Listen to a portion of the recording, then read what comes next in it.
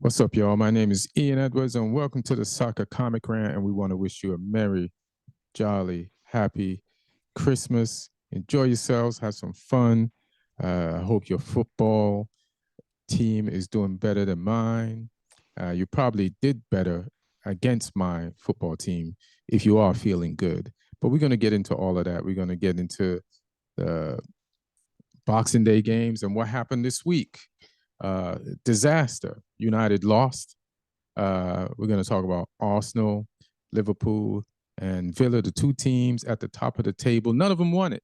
They all had the chance to get ahead of each other this weekend, and they didn't take the opportunity or seize it.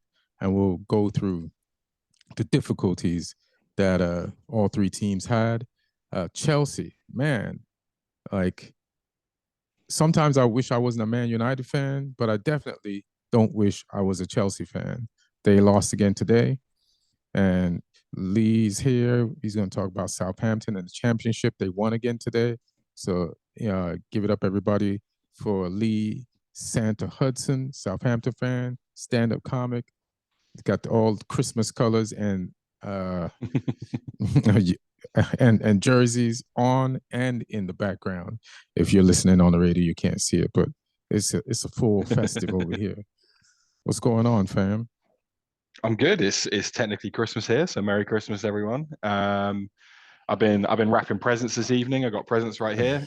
What's in this box? It's not Yeah, what's three in points there? for United. That's what's not Oh in there. shit, Um, Jesus Christ! Come on, man. oh, no, it's a fun time of year with all the games coming thick and fast. Obviously, there were games yesterday.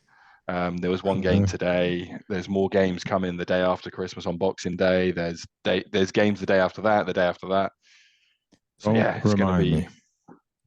it's gonna either be a lot of fun for a lot of people or it's gonna be more pain for a lot of people. Oh shit. So who knows? I just want to remind the teams that are playing United in the future, mainly in December, this is the time of giving, and don't be selfish. You know what I mean? Don't be selfish. Like give us some things. I mean, Kobe I Mainu was pretty giving on Oh on Jesus Saturday. Christ. Yeah, and I want to let's start at United. Let's start at United. First of all, shout out and much love to Kobe Mainu. It was one mistake. You still gonna be and are gonna be a football god. I believe in you 100% when we back you. And that was a weird game. And here's why it was weird, because I know how United fans are, and most football fans. If you lose, nothing you did was right. If you lose, especially the way when you lose to a team that our fan base looks down on as not better than us, especially in this moment. They're like, there's certain games they're like, you're supposed to win that. We don't care if you're away playing on a field of fire and it's storming bottles. You're supposed to win that game. And so there's no excuse. We don't care if like everybody's injured and we're playing with one leg. You're supposed to beat certain teams. Even though West Ham, I feel like since I've been watching the Premier League, has been giving us trouble. But I feel like when you look at the stats, again, we did this thing where we dominated possession, outpassed them. Statistically, as far as like hustle plays, we're about even. Only thing we didn't do was put the ball in the back of the net. And Garnacho had a really good chance earlier, and there was one. The chances they weren't the best, but we could have put something away first. This is the type of game where both teams came out tentative. Like West Ham was like, "Don't attack them. Let's see what they're gonna do." And then we were like, "This team likes to counterattack, so let's not full out attack them and be cautious about it." And they're like, "We like to counterattack, so we have to let them attack us so we can counterattack them." So both teams like were playing in that gray area. That's why it wasn't that great of a game. But what I did see was United really playing the ball out the back. And then we played this kid. I never heard of him until this game. Mm. And we had to because we got so many injuries, United, since the beginning of the season, that we're playing people you never heard of, even though I've watched every United game. Like they're bringing people out of the academy. And this guy, he played pretty cool and calm. And I like how he played. And of course, West Ham played in a way that suited like our defense. Like, but Johnny Evans, I feel like had a good game too. You know, I blame the goals on our midfield, and one was definitely a Kobe Mainu mistake. But the first one was, you know, when you watch Match of the Day or any football show, and they show you the actual footage of the game, and they show you it could be any game, like even Sheffield versus Villa. You know, Villa's a dominant team. They had the ball, but when they were attacking, uh, Sheffield had two lines: the defensive line, the last line, and everybody in the midfield, and then maybe just covering and shifting from side to side. On West Ham's first goal, everybody, the midfielders and our defense were on one line. You know what I mean? Like you're supposed to have two lines, and then you have West Ham players in between those two lines and outside of both lines trying to feed the ball to the players in between the lines, and you're supposed to stop them. But we had players on both lines. Like Scott McTominay was in defense with the rest of the team. So bad positioning. So once Paquetá became free, he had to run off the line, and so did I think Mainu too, towards. There was no pressure in the midfield. That's my point. It's like you have two lines, so midfielders just can't do anything they want to do with the ball.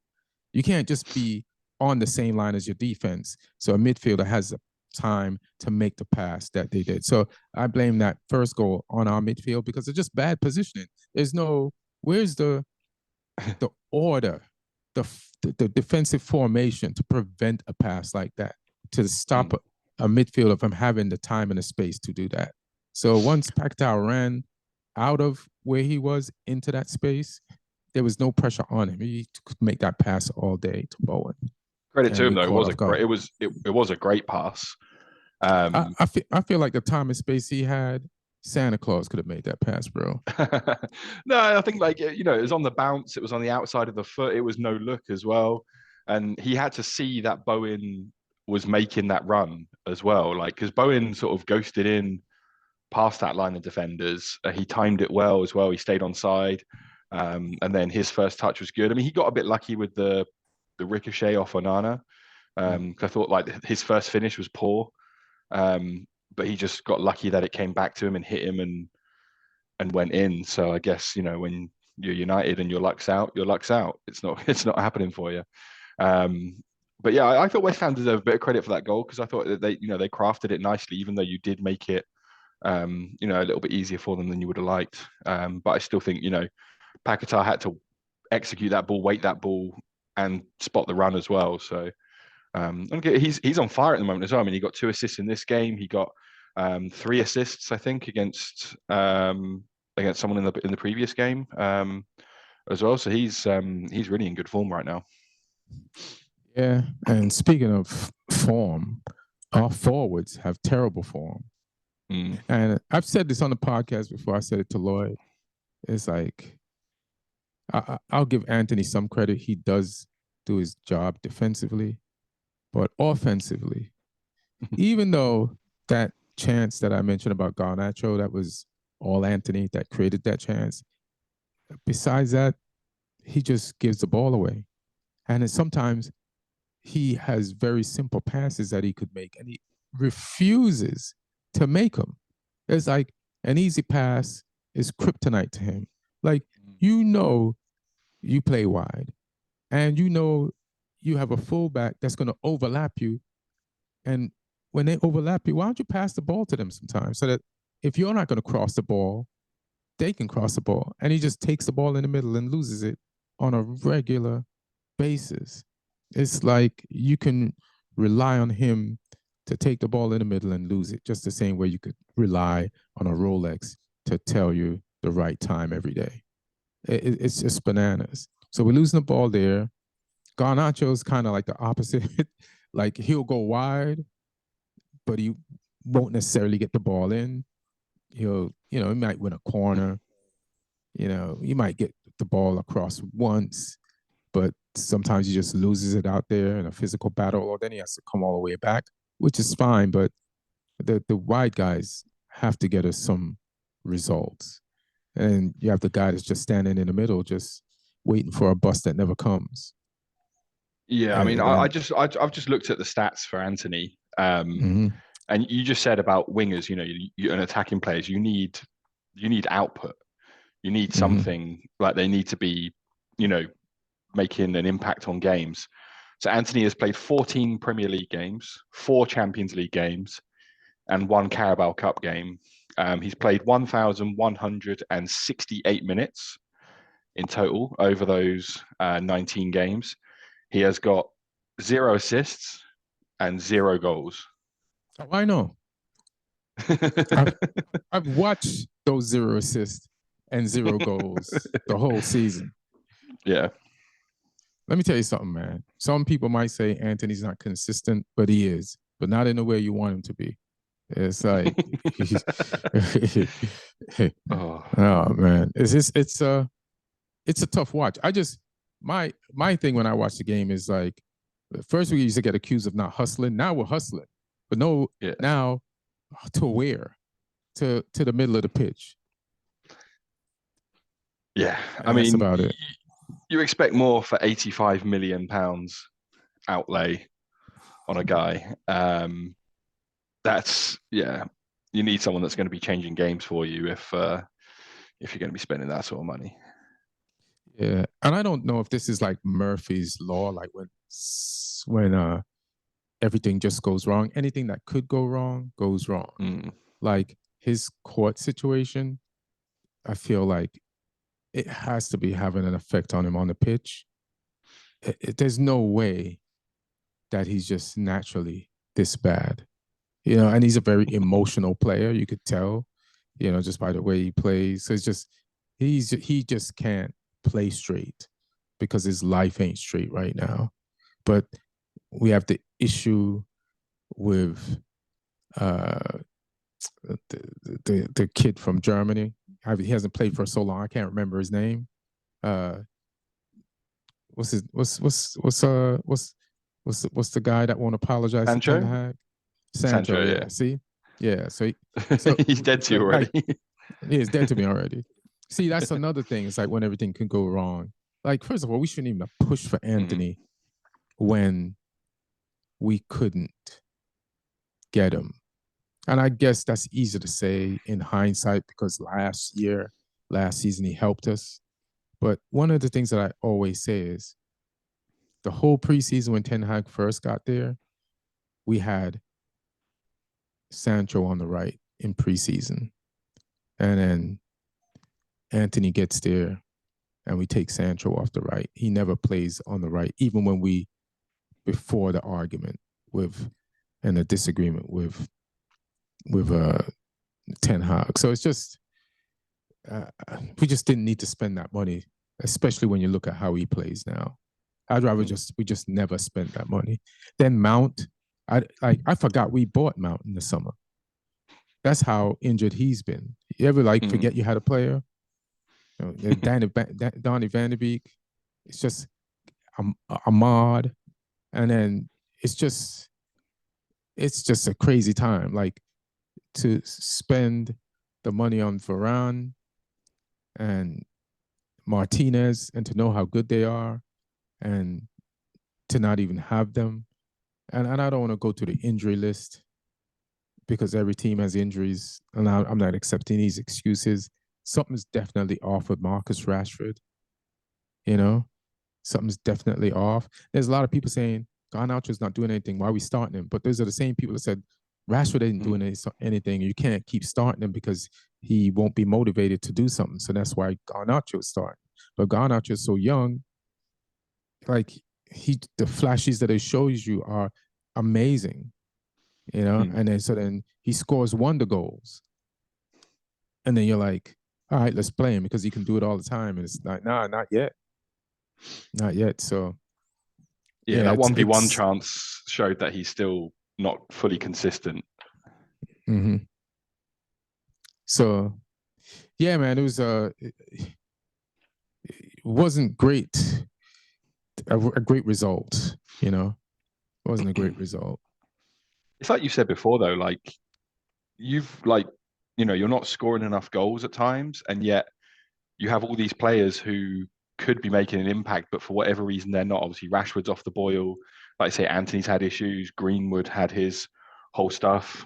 Sancho's got his issues as well. Like these are all players who, if they were like at their peak in their best condition and in the best circumstances, would be making a big impact for you, would be scoring goals for you. Um, and then for a multitude of reasons, they're not, and it's clearly hurting you. And Yeah, then and I obviously don't the know. injuries at the other end of the pitch. Yeah, and it's just a mystery of like, it's like there's a Bermuda Triangle that makes talent disappear at United. You know, we've seen all of these players play good for us or for somebody else before we got them. And for the last few years, we get people and they get worse. You know what I mean? It's kind of crazy.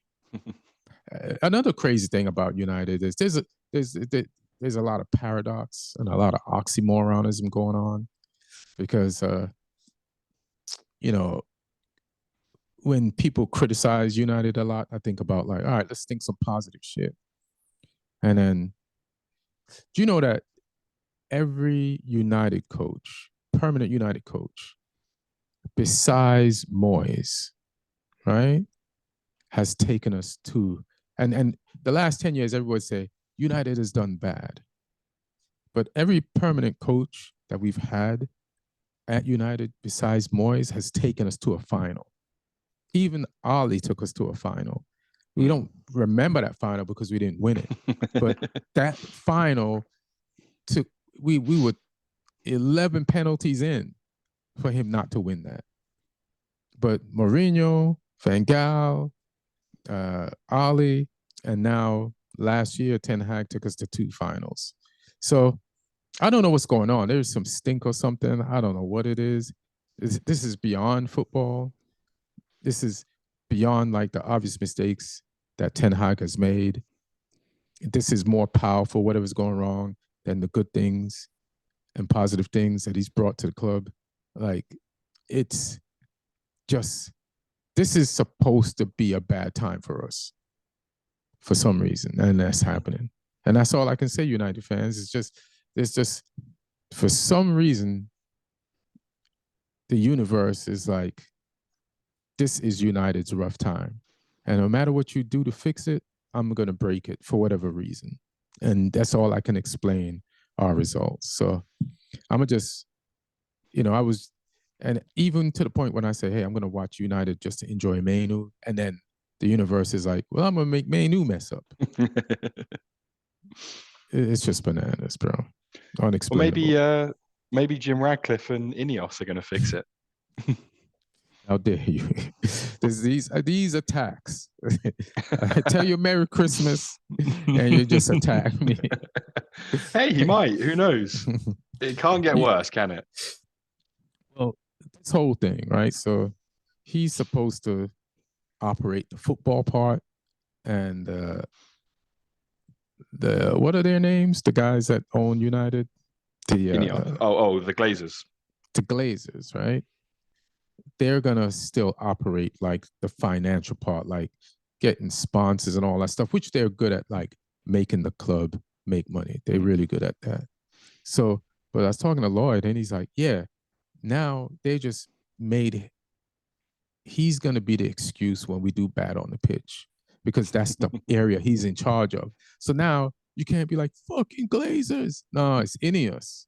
That Jim Radcliffe is in charge of like hiring the people who will buy us the right players, spending money on players, and getting the team on the pitch into playing shape. So it's almost like, but it's too late. We're still gonna blame the Glazers. But this is a brilliant plan 10 years too late. You know what I mean? It is. It is a brilliant plan too late. Like if 10 years ago, if Ineos was in there, and then Glazers could be like, hey man, we're making the club money. We're making the club Arab money. We don't even need to sell to an oil consortium or or a football group because we make good money off the pitch. And look at your boy Jim, he's fucking up over there, lifelong United fan. But now we'll still blame them. What do you think of that Jim Radcliffe 25% thing? I mean, like I say, it can't really get worse for you guys. I mean, it could, but Oh hopefully yeah, I it can. won't. But I think at the very least he's committed to investing £300 million into Old Trafford. So it might make that side of things slightly better. So at least the fans can watch you lose in slightly better surroundings. That's a silver lining. But no, like he's got some interesting like people around him that have worked in like the Ineos group because they have like a cycling team. They have Nice uh, in Ligue 1 who are doing pretty well. So he's ran those places well. But I think the thing is like people can do well in certain other environments, but Man United is such a unique pressure cooker, goldfish bowl, all those cliches kind of like environment. Like it's a beast of a club. It's not a sort of upper table French team where the expectations aren't huge, and there's no history of all these glories like there is at United. And I think that's the thing at United is like, there's like no matter what happens season on season, the expectations will always be high. And the pressure to succeed will always be high, and the line between what is considered success and what is considered failure is the bar's high. So it's been high since the Ferguson era, and it's people have always judged it since that. So he's going to have to contend with that, and like I say, it's pretty shambolic at the moment. But we said before, all the problems really stem from the structure off the pitch and the knock-on effect that has to the on-field stuff. So if he can sort that out, maybe there'll be some improvements. Maybe there won't. But if I was a United fan, I would feel mildly positive about it because it's something happening. Mildly positive. Listen, I mean, one thing we like to do is get our hopes up. So we'll get our hopes up, and we'll see what happens. On the other side of Manchester, the Man City has won the World Club Cup competition, and just speaking of them, like there's some great players that are great for a long time and don't win anything, and then there are some people, as soon as they enter the game, they win pretty much everything. Like even though Messi won a lot early, so it's a bad example, it still took him his entire football career to win the World Cup, like the end of it. But as he, at the end of his football career, wins the World Cup, there's a player, Julian Alvarez, who, especially this year, just has won everything. So I'm trying to look up just to list off titles and achievements. I think this thing wants me to. Has he ever won a Carabao Cup though? I don't think he has. But he's won an FA Cup.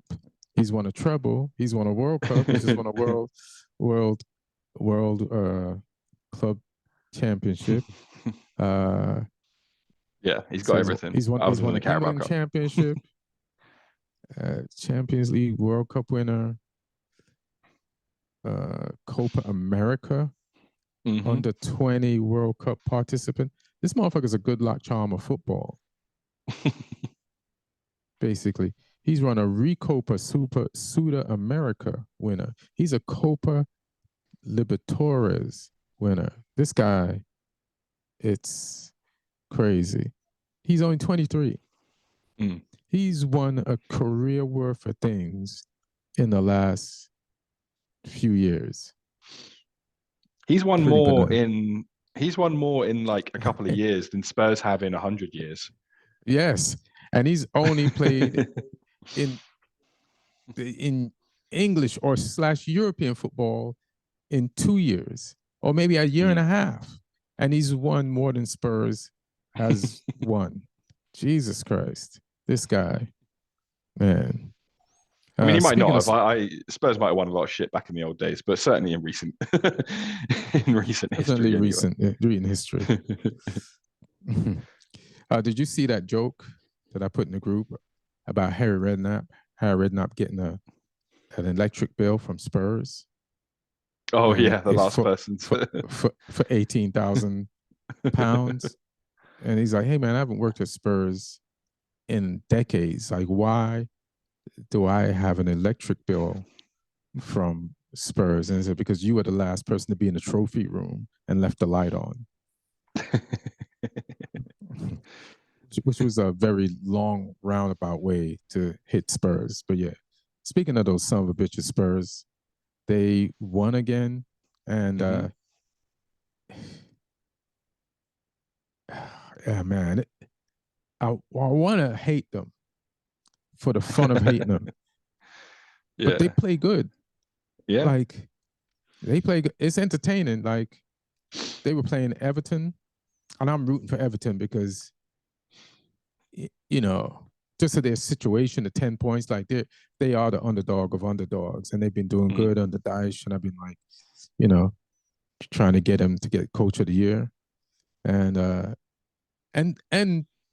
Everton almost equalized at the end of the game, and the ball needed to go this much more over the line for the game to end 2-2. And that's how lucky Spurs. So that's the type of luck United ain't having. That Spurs is having. Plus, just everything going right. And as far as everything going right, we're talking about uh, the players that we bought that aren't delivering, that we paid so much for.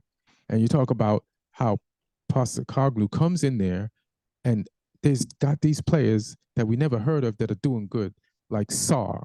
Even though I think they got Sarr before he got there, but for him to be like, all right, you're back in. Basuma is balling, even though I think Basuma's been fucking up lately.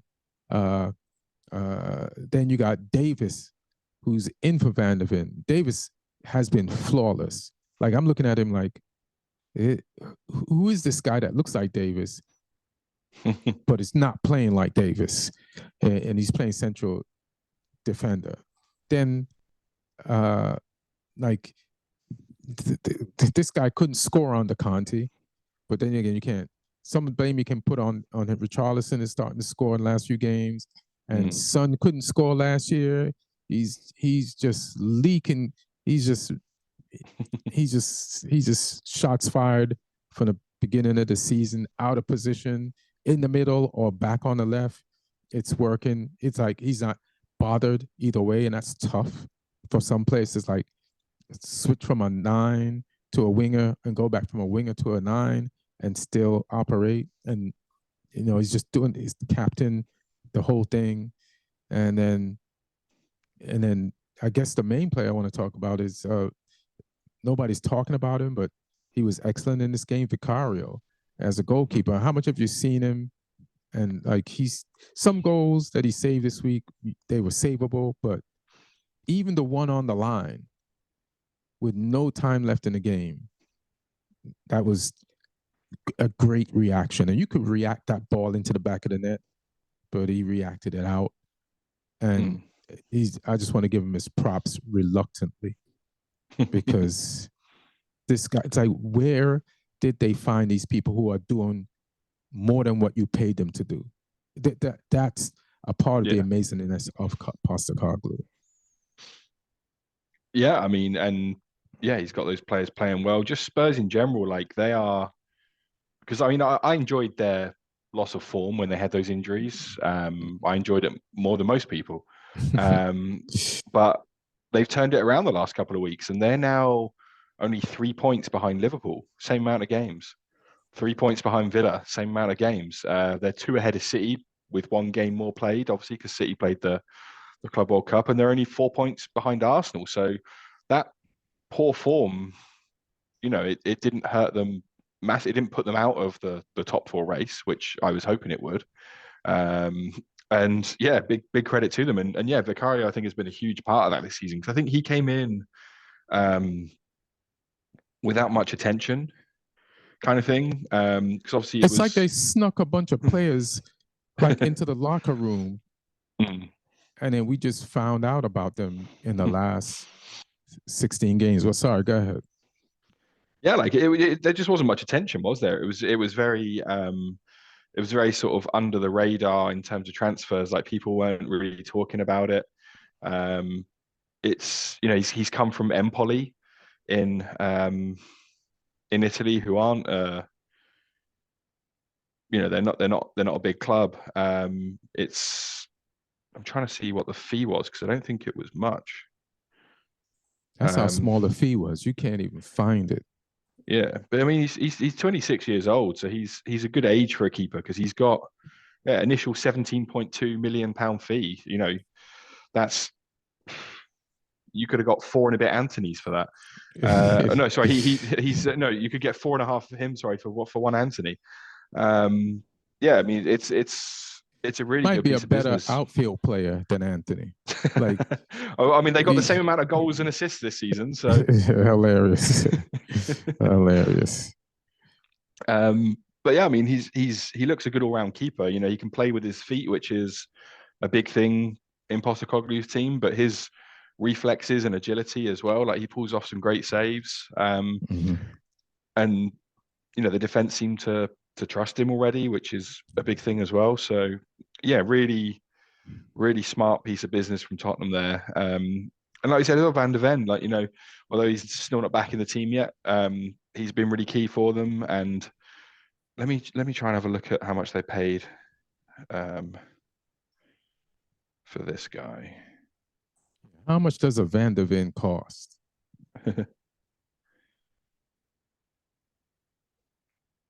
Van de Ven transfer fee.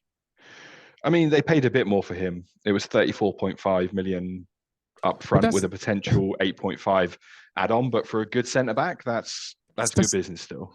Yeah, our best defender that we bought, well, we did get Varane for like 25 mil, because Real Madrid offloaded him, but his first season wasn't anything. Last season was something, and he's still in and out. But Martinez, who's injured now, 57 mil. You know what I mean? Like, what Van de Ven is doing, it's bananas for that money. Yeah. Yeah, but no, props to Postecoglou. He's got it right. He's doing his thing, and hopefully it doesn't continue. But for the sake of Spurs fans, they'll be hoping it does. Another reason why we didn't hear about some of these Spurs transfers, because like those numbers that you mentioned, those are Dan Levy numbers. Like, normally when you hear about transfers is when they're stalled, fighting, negotiating. So then every day or every week, the negotiation takes longer. You hear the person's name in the press, because you're hearing about the back and forth, and they're like, when Dan Levy heard those prices, he's like, yeah, I got that. Yeah, that. So then you don't even know the trade. You don't even know he bought anybody, because there's no fighting in the media. He's like, oh, that's cheap. I take that, take one of those. And then by the time Spurs season starts, they got these new players they didn't even have to fight for, because, but now they're gems. He could sell them for more. So we're talking about Vicario as a goalkeeper. Who do you think are the best goalkeepers in the Premier League? And maybe I should give you the categories, because there's different categories. So who are the best modern keepers in the Premier League? And this is, I don't know if this is reputable, but this is Squawker. To be a goalkeeper in the Prem, these days you have to be good with your feet as well as with your hands. Being comfortable on the ball is as an important factor, and many coaches look for when selecting their newest.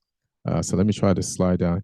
Here are the best Premier League goalkeepers for distribution on their 2023 Squawker score rating.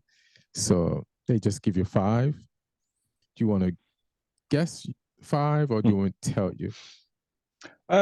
It's interesting if they're doing like pass completion rates or things like that, because some keepers will pass the ball without much pressure, whereas some keepers will be playing a bit more risky passes. But I mean, I would hazard a guess with the ball at their feet. Vicario's got to be up there because of Postecoglou's style of play. Edison will be up there because of Man City's style of play.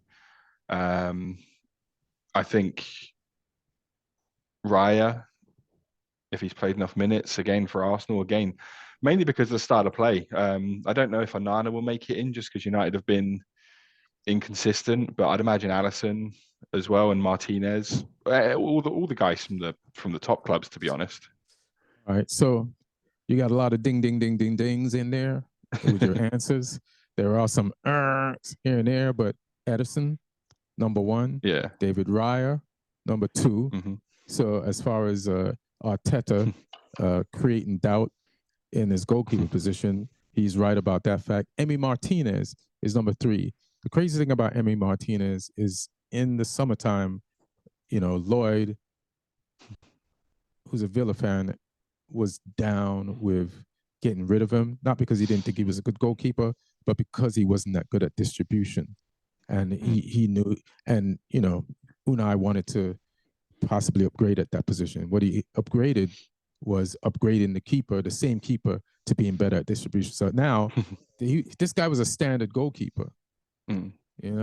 Like, it's one of the reasons why probably Arteta didn't keep him in the first place. Even though he won Arteta at Arsenal at FA Cup, but he's like, I don't see this guy being in my future. But now he's right behind, he's right behind at the same percentage, 74% distribution as David Raya. Somebody Arteta had to spend money on, so he could have just kept it. Unai and turned him into, Emi Martinez, and turned him into Jason Steele, who I don't even know who Jason Steele. Brighton. Yeah, that's the one I just thought of because of De Zerbi's style of play. They're gonna touch the ball a lot. Right, and De Zerbi was going back and forth with him and the other keeper, and has settled on this guy, and he's good with distribution. And Alisson, like you said, he's in there. Let me go down to the other category. Save percentage. Distribution isn't everything. Goalkeepers are the most difficult players to analyze using data. High output is typical and more effective of poor team defending than a goalkeeper's individual skill. To accommodate this fact, we picked out the top 5 for save percentage and goals prevented to highlight other key stats goalkeepers can be judged by. What are your guesses? I reckon Nick Pope's going to be pretty high for Newcastle. Is he not? Oh, shit. Alisson not up there. Ding, ding, ding, ding, ding. There we go. I got one. Are you going off the top of the dome, or are you looking at a list? No, I've just got the table up, just the clubs, just to remind me which clubs are where. I think Jose Sarr must be pretty high. Is he not? Okay. Bernd Leno. Ding, ding, ding. There we go. Mark Flecken. No. Pickford. Pickford's got to be high up there because Everton conceded a lot of shots. Oh, shit. This is interesting. Areola. I'm just going to start. There's so many people. Just guess one more. Martinez. Ding, ding, ding, ding. Yeah. Ding, ding, ding. So you want to hear some surprises? Yeah, hit me. So a lot of people. So David Raya, number 1. So again, this validates Arteta as far as save percentage. This validates Arteta. 91 saves, 78% percentage. Guess who's number 2? Andre Onana. Oh, shit. 76% percentage, which validates Ten Hag to a certain extent. He's made 51 saves So for some reason, how come are people taking more shots at Arsenal? I guess so. We've let in a lot of goals though, but this guy is second in save percentage. Bernard Leno, I think you mentioned him. He's 134 saves, 74%. Allison, 99 saves, 73%. And Emilio Martinez, 94 saves, 72%. Minimum 1,000 minutes played on these guys. You want to be goals prevented in the 2023 to 2024 seasons. Goals prevented? Goals prevented in 2023/2024. Yeah. I guess they can calculate like actual goals prevented. I don't know how hard these shots were. I don't think, it's called XGOTC. Since they have XG, what do you think GOTC stands for? XGOTC. I'm not sure. Yeah, me neither. Let me see. Let me read the top part of this. I'd imagine this list probably reads similar to the last one. Yeah, but there's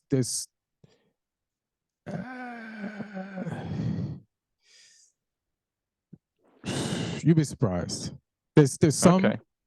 There's some, and then there's not so some on this. I'm trying to think of teams who concede a lot of shots. Is Trafford from Burnley in there? Yeah. Because he makes a ton of saves. Kaminsky from Luton. That's not his name. Ding ding ding. Top. He's tops. He's tops. Yeah. He's tops with he's top of like goal saves. I thought he'd be in there. He's conceded 22. Yeah. Oh yeah, he's conceded a lot, but he's also faced a shitload.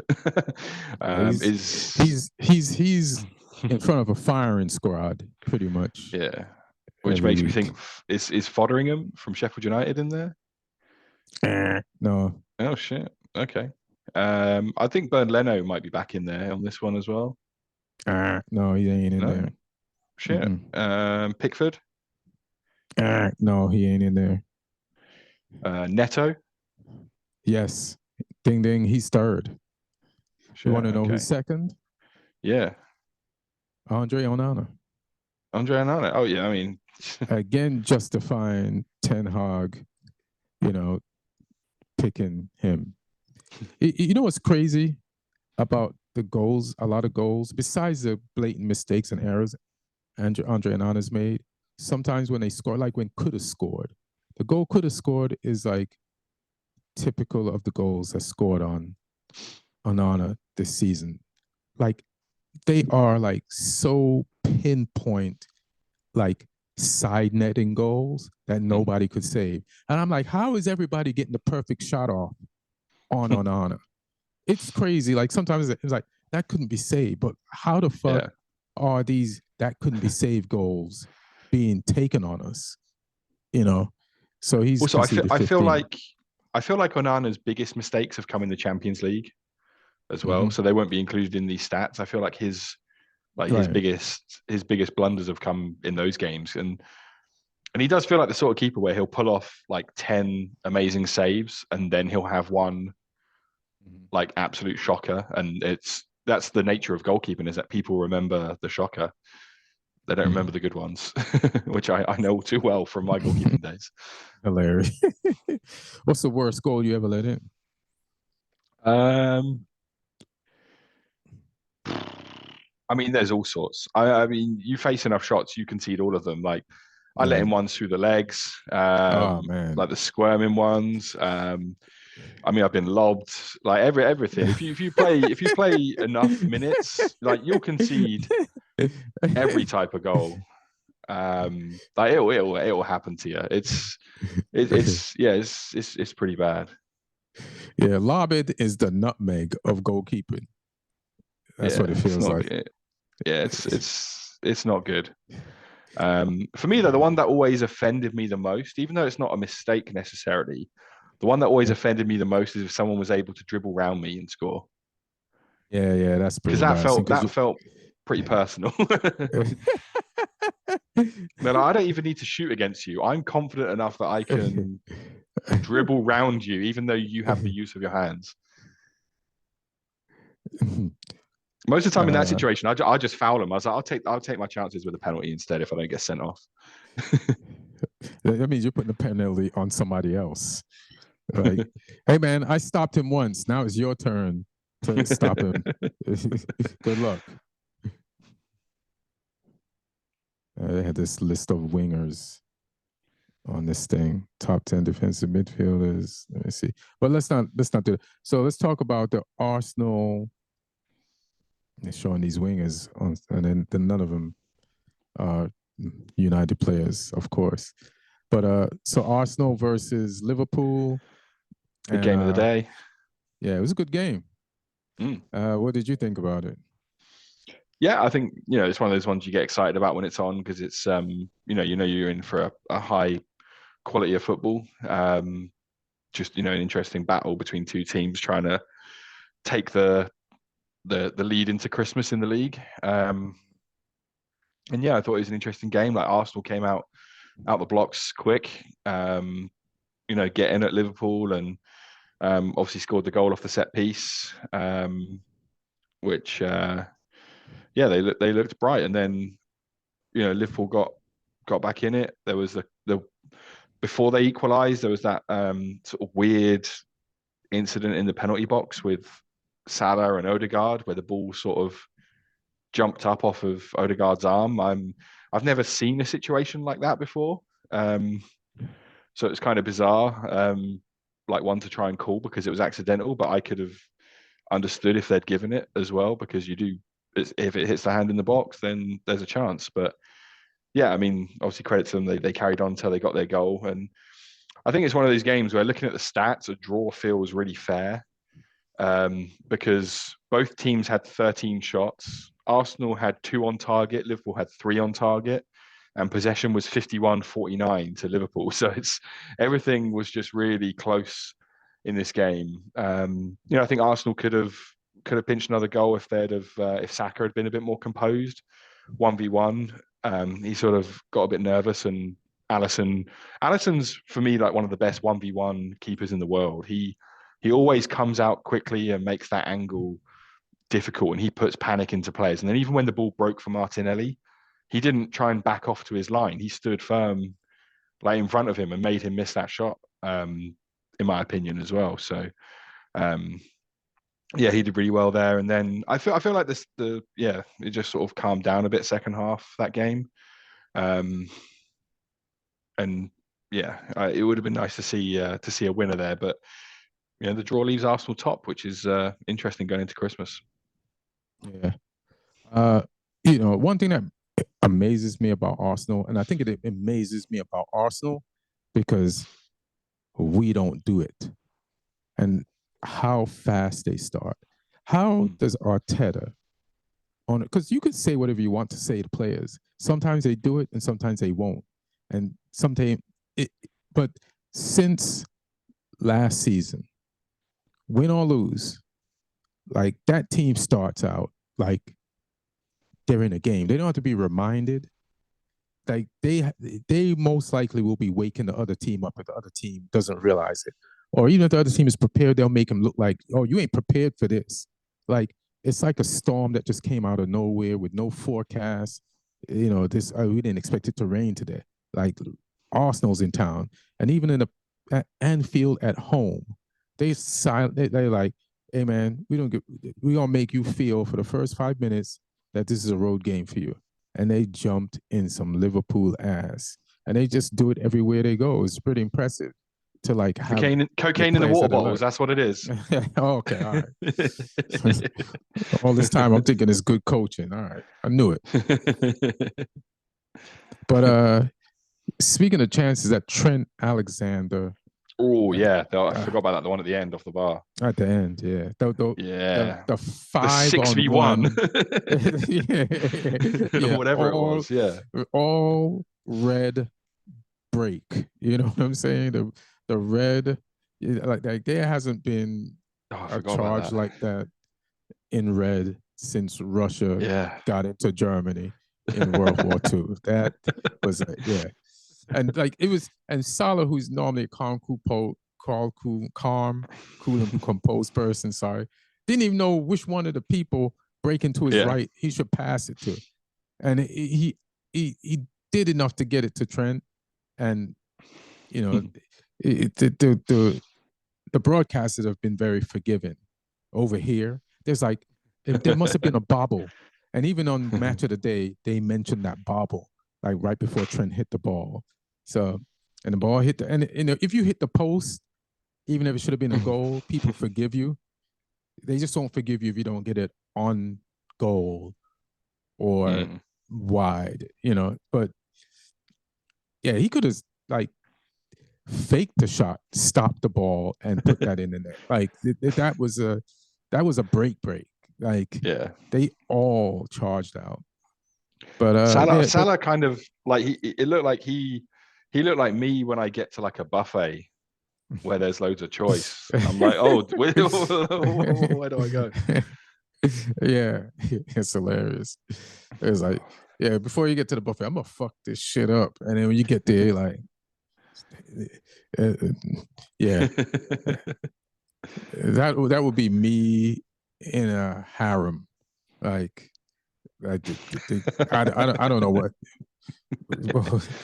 It's too much going on in here. I'm out.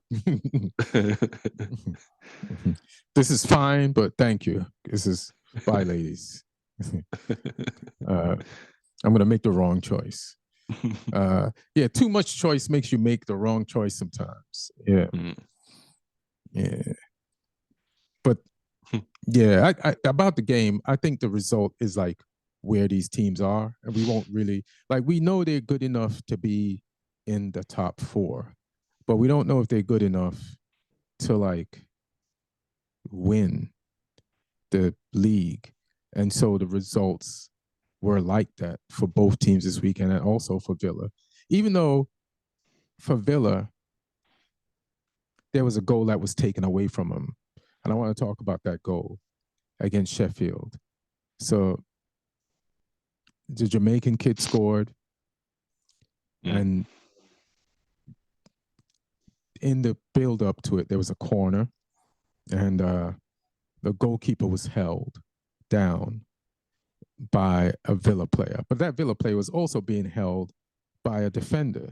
So he's being held. So then he grabs the goalkeeper, and then the goalkeeper fails to punch the ball out. But Sheffield's players did get the ball and had multiple touches to clear it and kicked it into the path or tried to beat a Villa person in the box. And the Villa person, I ain't going for that fake, gets the ball, passes it out wide. The wide player, Ollie Watkins, passes it in. Boom, the Jamaican slams it in the back of the net. But the VAR is like, hey, man, it was the goalkeeper complains. He said I was held down, and they call the whole thing a foul. Do you think this all happened within the same phase of play, which is what VAR is saying, which is subjective? Like, I feel that goal should have counted. Also, there was another handball in the box by a Sheffield player where he blatantly like did this with his hand, and they never even mentioned that. But what do you think about that goal that was good? Should it have been given? I mean, it is the same phase of play for me, but I'm not Yeah. sure it was a foul. That was my thoughts. Even as a keeper myself, I think keepers are overprotected. Right. And it needs to be a bit more blatant for me than that. But again, if you put your hands on someone, you give the referee an option to call it a foul. So people need to be a little bit smarter in the box. But yeah, commiserations to Villa because that was an incredible run they were on. I mean, they still got the draw; they didn't lose, but they were on a winning streak that was like record breaking.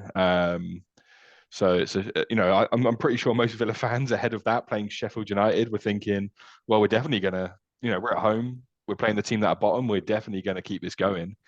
And Lloyd, he was like, nah, something's gonna go wrong.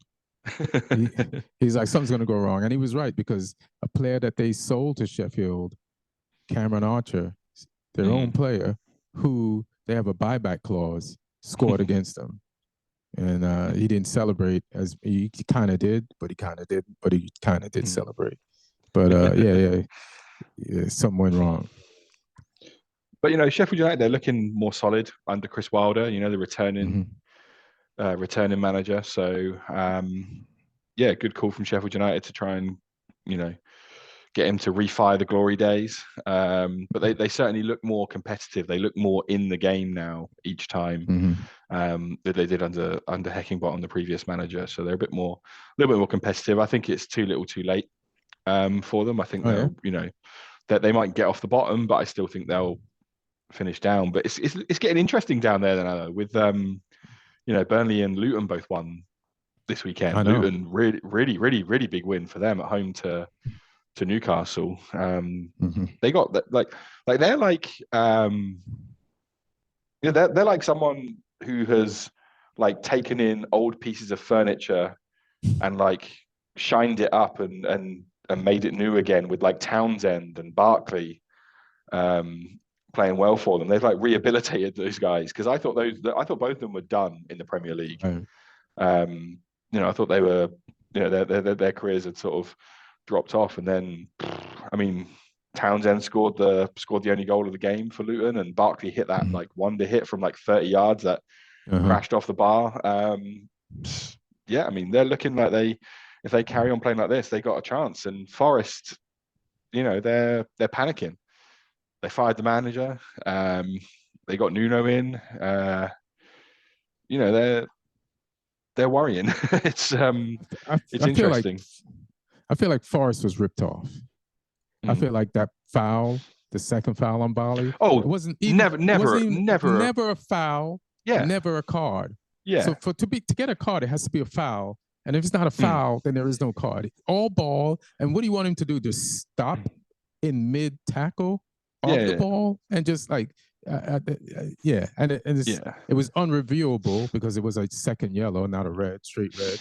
How come sometimes they'll review a yellow and upgrade it to a red, but you can't review a yellow and downgrade it to a nothing? Yeah, I think they're just trying to limit the amount of times it goes to VAR. But it's a joke of a decision. That one, absolute joke of a decision. Well, in that case, any foul that can become a second yellow and get a player sent off should be reviewable, period. So that the time stoppage works both ways, in favor of the player or not in favor of the player. But if they second yellow and people are arguing, let's look at that again.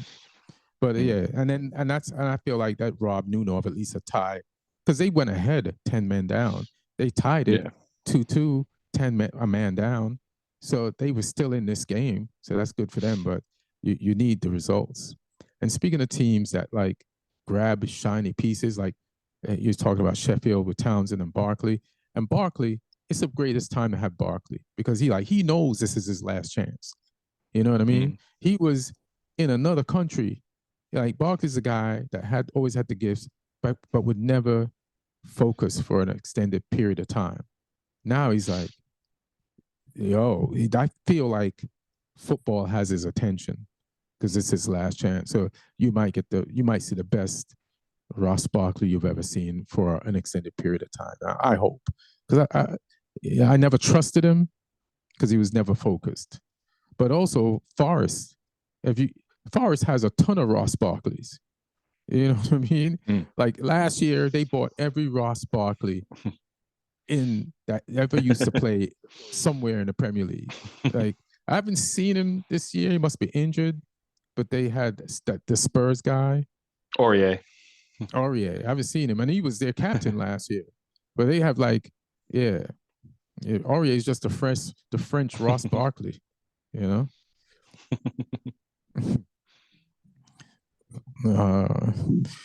But I'm glad you brought up the bottom of the table. Burnley won, yeah, like you mentioned. And where else did we want to go? Let's talk about some. So we talked about Spurs. Let's just mention Chelsea. Merry Christmas, Neil. Yeah, Neil. You know what Lee said. Jesus Christ. What's going on over there, bro? I need you to represent Chelsea for a moment. I ain't touching Chelsea. No, that's not that, yeah. I mean, it's crazy how like they've sort of in a slightly similar way to United, where like they have one good result and you think, oh, maybe they fixed the problems. And then they just go and prove that they haven't. And I really don't know what's going on there. No, it's crazy. They've had some injuries as well, which hasn't helped, but they've not had, everyone's had them at various stages of the season, and yeah, they're just something's not right. I don't know what it is. Yeah. Something's just not right. It's that's the only factual thing. Something's not right. What it is, who the fuck knows? Yeah, you can point to two things, but it still feels like even if you do with those two things, that's not right. It shouldn't be this bad. But yeah, you're right. Yeah, it's just hard to know. And I don't think they were terrible, but they weren't great either. And Nkunku got his first goal. They got him back fit now, so that's another excuse taken away from them. I mean, I think a big one for them is just like Reece James as well. He's out for like another 4 months now. The guy, I don't know, like, I don't know, did he run over a black cat or something, or smash a mirror? Like, what's the guy done? Because he's having the worst luck with injuries right now, and I feel like he's such a key player for them. But like their whole back four is just like it's an odd collection of players. Like individually, I think they're all good players, but they just don't seem to really function that well as a unit. And they've chopped and changed at the back as well quite a bit this season. So I don't know if that helps. I don't think the keeper who's coming is a bad player. He looks quite good, but yeah, just hard to know what's really the issue there. It's but something ain't right, like we said. I feel like they need more at the top of the pitch as well. Like Nicholas Jackson's just not that guy. I feel like he'd be a good squad player or a good substitute, but he ain't going to be like for him. I think it's he ain't going to be your starting number 9 if you're a top club. Not right now, anyway. So yeah, it's just weird. Do you think Rasmus Haaland has a chance for United? Potential. Yeah. Potential. Yeah, I do. So how do you, and I think he does too, right? But how do you think he does? But Nicholas Jackson, who has probably like 6 Premier League goals already in his first season, how do you think he does it? Because you're not the only person saying that. But the same people who say that think Rasmus. And the problem with Rasmus, though, I forgot to bring it up in the United section, was now he's looking like he has less potential because he's, sometimes you come into a team like, I'm going to lift this team and show them what we should be playing like. And then at first he did that, but the team is kind of so bad that he's sinking to the level of the team so that the team rising to the level of him. So like he ain't even getting, like he used to do some great hold up plays and then we'd be like, all right, that'll give us hope for the future. In the same way that Mainu made his first huge major like Maguire mistake this weekend. You know what I mean? Like, so we're not even seeing that from Rasmus, but we still believe in him. But at least the fact that Nicholas has like 6 goals in a season where he's having a terrible season and on a terrible on a team that's underperforming or not performing to the levels of former Chelsea teams, that makes me feel like at least that he has some type of a chance to be better next year when he's more comfortable. I mean, yeah, he's got potential, but I just think right now he's not at the level right that you should expect a starting number 9 in the Premier League to be at, with the amount of chances he's missed. And yeah, I mean, I'm not saying he's a bad player. I do like him, but I mean, I think Neil mentioned it before as well. Like he's there off the back of half a good season. That's all he's ever really done in his career is half a good season of Villarreal.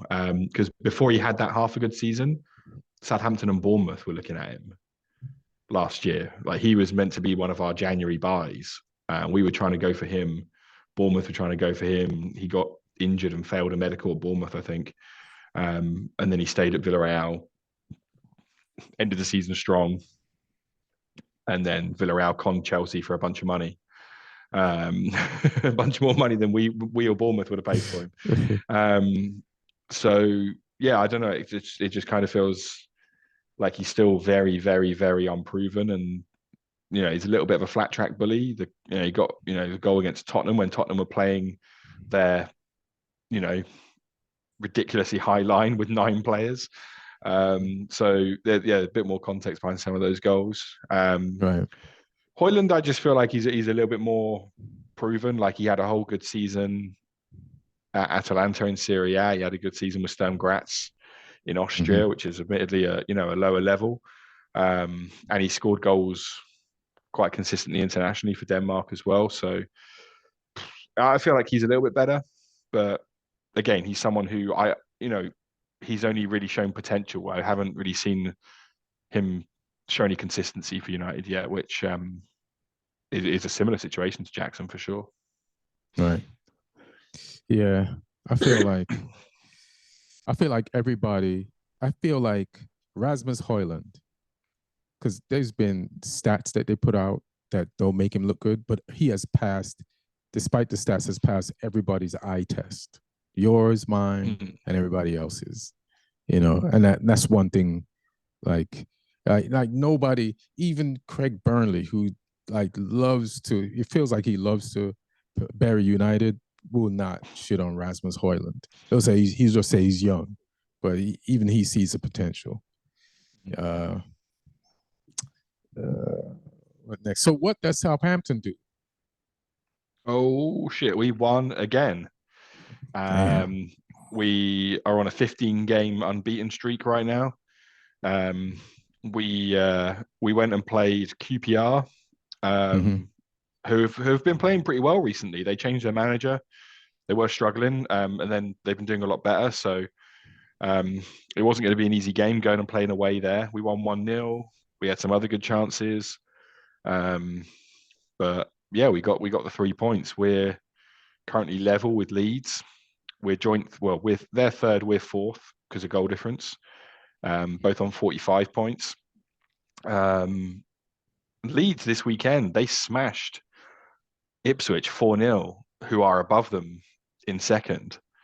So Leeds absolutely did a number on them, which was unexpected.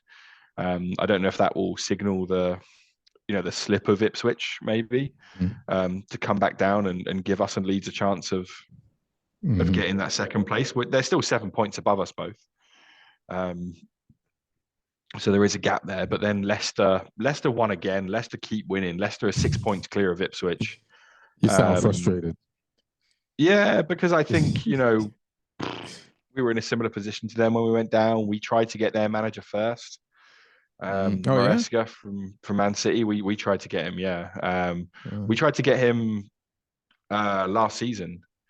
Right towards the end of the season when we already knew we were going down, and we approached him, and we made the stupid decision of approaching him as City were in the business end of wrapping up that treble. So he was like, no, don't ask me now. Kind of thing. What are you doing? No, I've got a job to do here. And then Leicester waited a bit longer and asked him at the right time. and convinced them of their project a bit more. And and it's a good choice from him. It's working out. They're going to be, I'm pretty sure he's going to be a Premier League manager next season. So whereas with us, it's still in the balance as to whether if we can try and make an effort for that second place, but in all probability, we're probably going to be in the playoffs. So yeah, it's a bit more up in the air for us, but we're in good form. I'm enjoying watching us win. I'm going to the game on Boxing Day on the 26th. We're playing Swansea at home, which is shit. It's going to be spicy because our manager Russell Martin, we took from Swansea. They weren't happy about that. There was a big argument over the compensation as well. So there'll be some spice there. We took a player off them as well. So yeah, it's going to be. I think it'll be an eventful game. They're struggling a little bit, Swansea, but it's Boxing Day. They've got a bit of vengeance about them because we took the manager and one of their players. So I can imagine they'll be motivated. So it'll be an interesting game. I'm looking forward to it. I love going to a Boxing Day game. It's a nice tradition here to get out to those games. What's the difference between a Boxing Day game and like a regular Premier League game? It's hard to say, really. It's just everyone's just in good spirits. Like no one's had to rush to the game from work or anything, like some of the midweek games or anything. And you've just spent the day. Most people have spent the day just shut away indoors the day before for Christmas, just with family members and eating and drinking. So that's like your first chance to get back out the house and do something. And it's just a nice feeling. I like this time of year. There's good vibes around. Everyone feels slightly more friendlier around Christmas. That's why we should do Christmas more than once a year. People are in a better vibes.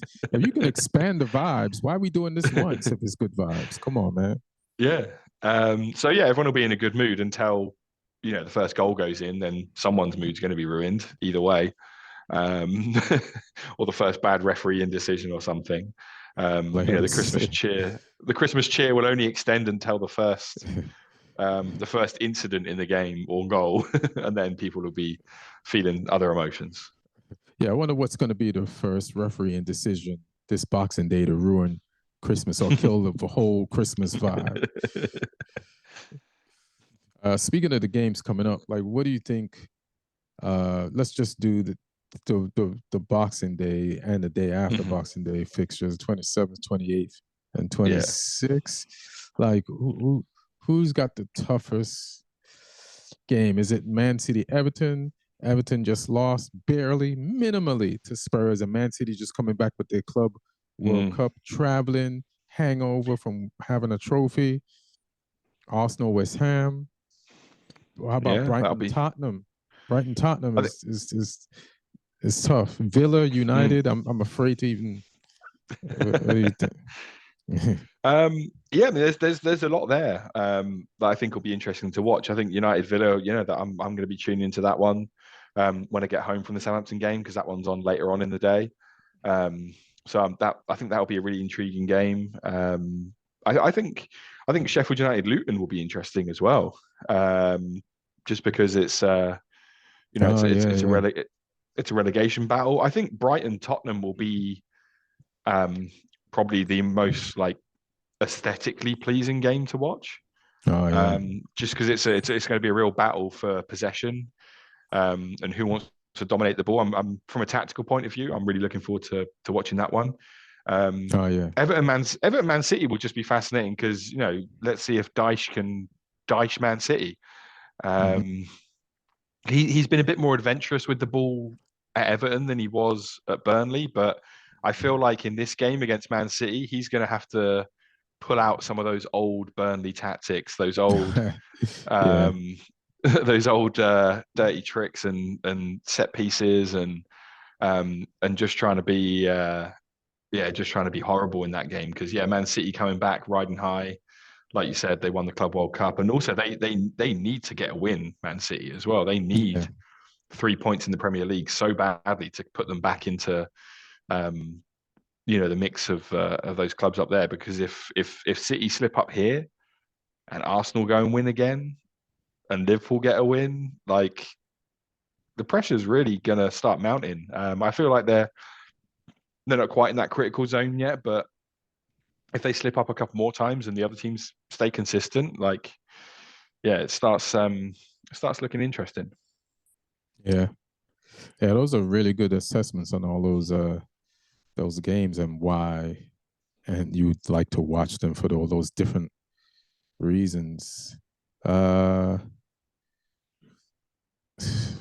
can't even bring up the Man United Villa because Villa's on such a hot streak right now, and like I feel like we'll play hard, which is the only, compared to how we weren't playing hard at the beginning of the season.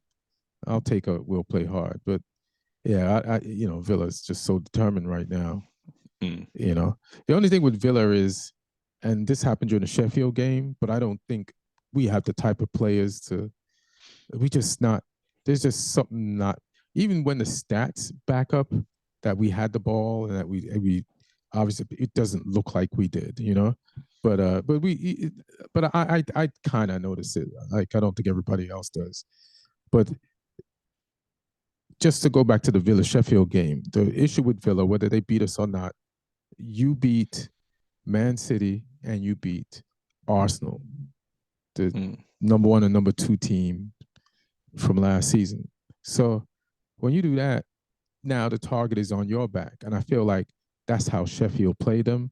Like there was a lot of extra effort in Sheffield in that game that I noticed, last weekend, last week, midweek, like there was some things that some of the players were doing. And I was like, it was like above and beyond shit. You know what I'm saying? Something fell. I don't know what it was. I think it was my Christmas tree. Let me see. Yeah, it was a little mini Christmas tree. So I put it. Hopefully, that's not a sign of United's Christmas luck coming up. Shit. I wish I could promise you that, but I can't. But yeah, I feel like I don't even want to talk about this game. I'm gonna get up. I'm gonna watch it, but like I just try to enjoy the rest of other football. This is where I'm at. The rest of other football. At least the United game will be like midday for you because it's a later kickoff here. So at least you haven't, I think there's something worse about having to watch your team lose at like 6 a.m. or something. I had to watch them lose 4 a.m. on this Saturday, 4:30. So the first thing that happened to me that morning was bad. And then, but because like, again, I'm lucky. I enjoy football the way like you mentioned QPR. Like that was my mother's team when I was growing up in England, and they were around the corner from us. So that was kind of my team. And then I went to Jamaica. There was no football at all. So then then there was football. They used to show Spurs games. So like every Sunday there was a Spurs game on. So then I used to like Spurs. Then moved to America. Then there was no football at all. Completely no Premier League, no nothing. And then it started like 20 years ago, and then it became like officially like a United fan, not because of the influence of somebody else or because that was the only thing on that we'd see. Like I had all the choices of all the teams, and United became my team. So I guess the point is that I can enjoy watching other teams because it took me so long to get a team. And I just loved, and all the spaces or gaps of no football, it just in my life. But I'd rather have a team that's losing and be able to still watch other teams than not have football at all because of all the big gaps of like 10 years of no football or 5 years of no football at all, like or even longer, So yeah, I'll just be watching all these other games. At least there's plenty of other good stuff to distract you from the United game. Hopefully, yes. The Spurs keep winning. That's not fun. And playing well as they win. You want to do the fantasy league, and then we can bounce, and we could all enjoy our Christmases. Fantasy league. I had an average week. Come on, man. Personally, I had some players who scored goals. Like I had Salah who scored. I had Elanga. for Forest who got a goal. I had Son in there, but then all my other players were just a whole bunch of average. I made Ollie Watkins my captain because I thought he was going to take Sheffield United down, and he played well, but he didn't score or assist. So he didn't do me any favors. So I dropped down a couple of places. I still got 3 more points than Martin, but I somehow went down. Damn. And yeah, Neil is How many only 2 points points did you ahead of me get? now. I got 38. Martin Okay. got 35. All right. Neil only got 24, so Neil's dropping. I'm catching him. I'm 2 points behind Neil now. But up at the top of the league, Joey Duda, unfortunately, you didn't get the Christmas number 1. You slipped. He still got more points than me. He got 42. He had an okay week. But he dropped down. Ahmed Zekri, who was number 1 previously, he's jumped back up to number 1. He captained Salah. He had Solanke for Bournemouth, who got a hat trick against Forest. He had Bowen. Yeah. Yeah, he had Bowen as well, who got the goal against United. He had Areola, who got the clean sheet against United. So yeah, he had a bunch of players that had good weeks. So Ahmad Zekri is number 1 for Christmas. But will he be number 1 at the end of the season? We'll see. But yeah, it's I've got some decisions to make before the Boxing Day games about who I put in.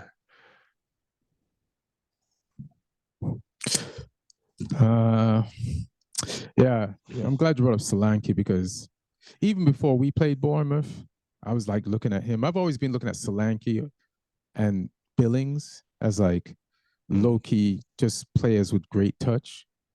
And they're just underrated, and they're just on these, like they're the type of players that like decades ago would have been bought, by the bigger teams. And somehow they haven't been. Like everybody's been looking out the league for players like these guys. So Solanke's an interesting one because he came through at Chelsea, didn't quite make the grade there, went to Liverpool, and then he couldn't really break into the team there, and then he sort of had to carve his own route out after that. So he had that, like those clubs had him there for a reason. Like he was part of a really successful youth team at Chelsea, so he got a good education there. He got good coaching at Liverpool as well. So it's I'm pleased to see him, because the criticism was always that he didn't score enough goals in the Premier League. Like he scored a lot in the Championship for Bournemouth, but every time they came up, he never quite looked at home in the Premier League. He always looked like he wasn't quite at the level. But then this year, he looks like he's there now. He's scoring goals.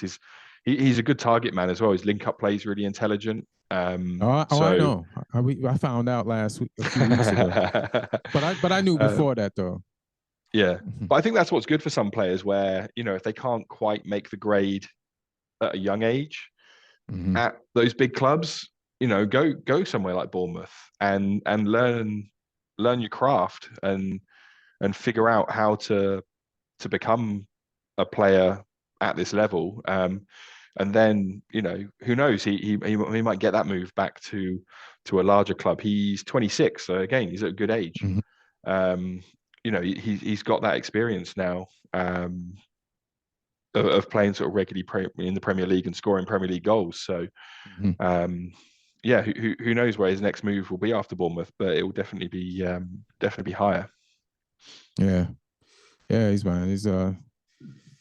he's building up. Bournemouth is building up. They got that coach that they wanted to bring like that good modern football to, and then it's working out. It's working out for them. All right, so yeah, man, that's it. It's holiday time. It's Christmas Eve here. It's like 6:15. What time is it there in England? It's 2:15 a.m. Christmas Day. Damn. Merry Christmas, man. I hope you get some good shit. Like, I'm a grown man, so I don't really get gifts. That's why I need Man United I don't to get me some wins. I don't either anymore. Listen, I get socks Man now. United, you get socks. I hate socks. As a matter of fact, no, I'll take some socks. I remember when I was a kid, my sister, like me and my brother and my cousin used to go shopping to get gifts for my sisters, and my other cousin used to take my sisters to go get gifts for us. And it was the one time Like we begged our parents to open some of the gifts early on Christmas Eve instead of Christmas morning. And I opened the box, and my sister had got me and my brother socks and underwear. I was pissed. It's a gift. We kids. We don't want shit that our parents is gonna get us. Even if I needed it, like that's not what you run down to the tree at Christmas morning for underwear and socks. So I just always hated my sister since that day. You know what I'm saying? That's it. Yeah, you shouldn't be getting that for a gift until you're like 30 plus, in my opinion. Till your dad, yeah, or some shit. You know, it goes. That's the tie. That's the tie of kids. You know. But yeah, man, thanks for joining, man. Merry Christmas, and happy holidays, Kwanzaa, Hanukkah, whatever you celebrate. It's time off. You can't be mad at this unless you're just a workaholic and you're pissed that how dare a holiday cause me to not have to go to work. This is crazy. But yeah, enjoy yourselves, man, and enjoy the football. And we're trying to post on Sunday night / Monday morning now. So from now on, we'll see you, and we'll be back next weekend. One.